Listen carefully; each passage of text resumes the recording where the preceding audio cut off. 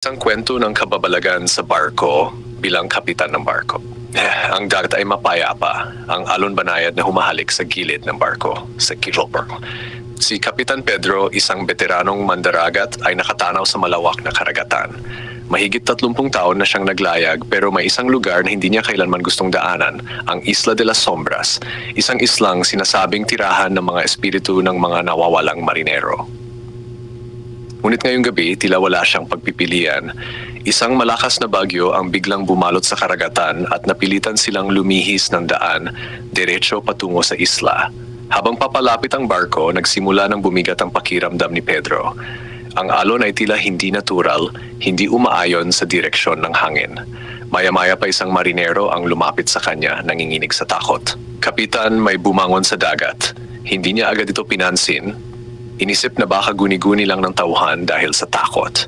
Ngunit nang siya mismo ang tumingin sa dagat, nanlaki ang kanyang mga mata. Sa ibabaw ng alon, may lumulutang na mga figura, mga lalaking walang mukha, nakasuot ng lumang uniforme ng mga marinero. Para silang multo ng mga mandaragat na hindi na nakauwi. Ang tinig ay dumagundong sa hangin, tila nagmumula sa mismong hangin ng laot. Naramdaman ni Pedro ang biglang pagbigat ng kanyang katawan para bang hinihigop siya pababa. Napahawak siya sa manibela ng barko, ngunit ang kanyang mga kamay ay nanlamig.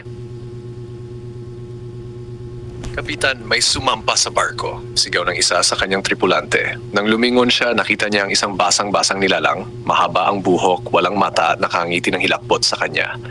Ang iba pang tauhan ay nagsitakbo sa takot.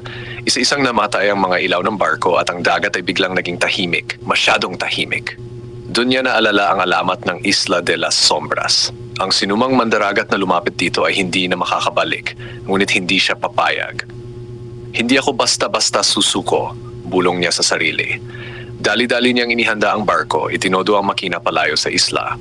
Nanginginig man sa takot, tinutok niya ang kanyang tingin sa direksyon kung saan wala ng multo.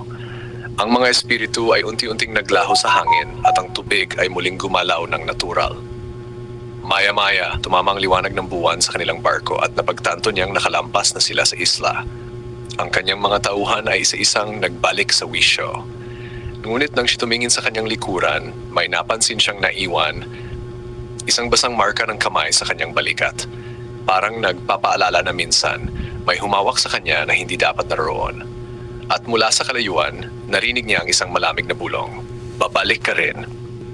Matapos ang nakakatakot na engkwentro sa Isla de las Sombras, sinikap ni Kapitan Pedro at ng kanyang tripulante na kalimutan ang nangyari. Ngunit sa kabila ng kanilang pagsagwan palayo sa trahedya, may isang bagay na hindi niya kayang ipaliwanag, ang basang marka ng kamay sa kanyang balikat. Lumipas ang ilang araw at bumalik sila sa pantalan. Sa unang tingin, tila normal ang lahat. Ngunit nang bumaba si Pedro mula sa barko, isang matandang manghuhula ang lumapit sa kanya.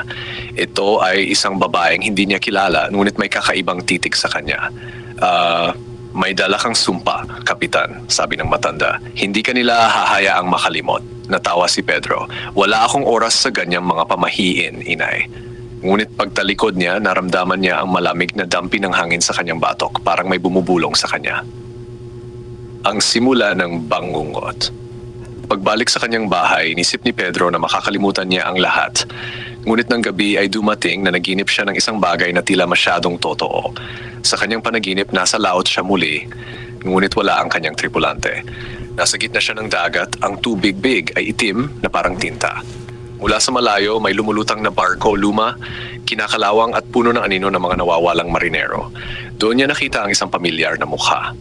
Siya, ngunit ito ay isang mas matandang bersyon ng kanyang sarili. Payat, maputla at may malalim na hukay sa mata. Ang bersyon niyang ito ay nakatayo sa lumang barko, nakatingin sa kanya at nakangiti ng isang hindi natural na ngiti. Babalik ka rin. Nagising siyang pawis na pawis, humihingal. Ngunit ang mas nakakatakot, nang hawakan niya ang kanyang balikat, naroon pa rin ang basang marka ng kamay. Sa mga sumunod na linggo, unti-unting lumubog si Pedro sa isang estado ng paranoia. Lagi siyang nakakaramdam ng malamig na haplos sa kanyang balat at may mga pagkakataong bigla siyang nakakarinig ng mga boses kahit mag-isa siya. Hanggang sa dumating ang isang tawag. Isang lumang barko ang natagpuan malapit sa Isla de las Sombras. Wala itong tripulante. Ang mas nakakagulat, ang pangalan ng barko ay Santa Maria del Mar. Ang barkong lumubog 50 taon na ang nakakalipas sa parehong lugar. At sa loob ng barko may isang lumang journal na natagpuan. Journal ni Kapitan Pedro. Ngunit paano ito posible? Siya ay buhay at hindi niya kailanman isinulat ang journal na iyon. Sa huling pahina ng journal, may nakasulat. Nakatadhana akong bumalik. Ang dagat ay hindi nakakalimot. Bumigat ang kanyang dibdib. Alam niyang hindi pa tapos ang lahat.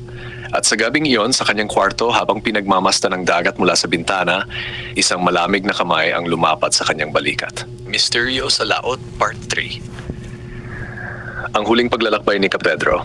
Matapos matanggap ang balita tungkol sa lumang barkong natagpuan malapit sa Isla de las Sombras, hindi na nakatulog ng maayos si Kapitan Pedro. Ang mga bangungot niya ay naging mas malinaw, mas totoo. Sa bawat gabi, naroon siya sa lumang barko. Sa bawat panaginip, palapit siya ng palapit sa aninong kahawig niya.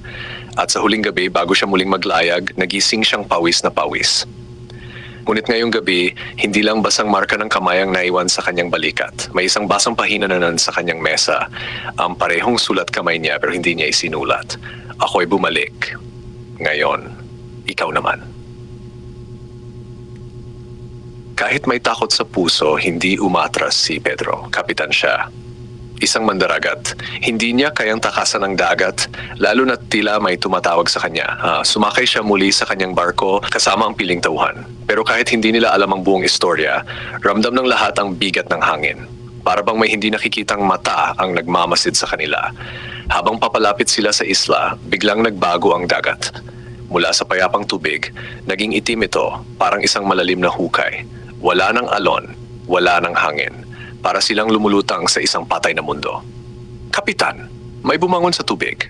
Sigaw ng isang tripulante. Dahan-dahang lumingon si Pedro at nakita niya ang isang barkong lumulutang sa kadiliman. Ang Santa Maria del Mar at sa itaas ng barko naroon ang kanyang anino. Ang bersyon niya mula sa kanyang panaginip. Matandang Pedro, maputla, payat, nakangiti. Panahon mo na. Dahan-dahang iniabot ng anino ang kamay nito sa kanya. Naramdaman ni Pedro ang malamig na haplos sa kanyang katawan. Hinahatak siya ng isang hindi nakikitang puwersa. Wala siyang nagawa, hindi siya makasigaw. Huling nakita ng kanyang mga tripulante ang kanilang kapitan na nakatayo sa gilid ng barko, parang nakikipag-usap sa wala. Tapos, bigla siyang tumalon sa dagat at nawala. Muling paglitaw. Lumipas ang ilang araw at wala nang nakahanap kay Kapitan Pedro. Ngunit may isang balita ang kumalat sa mga mandaragat. May isang matandang barko ang muling lumitaw malapit sa Isla de las Sombras, ang Santa Maria del Mar. At sa tuktok nito, may isang bagong kapitan na nakatayo. Nakasuot ng lumang uniforme, may malalim na hukay ang mata at may isang mapait na ngiti. Si Kapitan Pedro. At mula sa malayo, sa kalmadong dagat, narinig ng ilang mandaragat ang isang malamig na bulong. Ako ay bumalik. Sino ang susunod?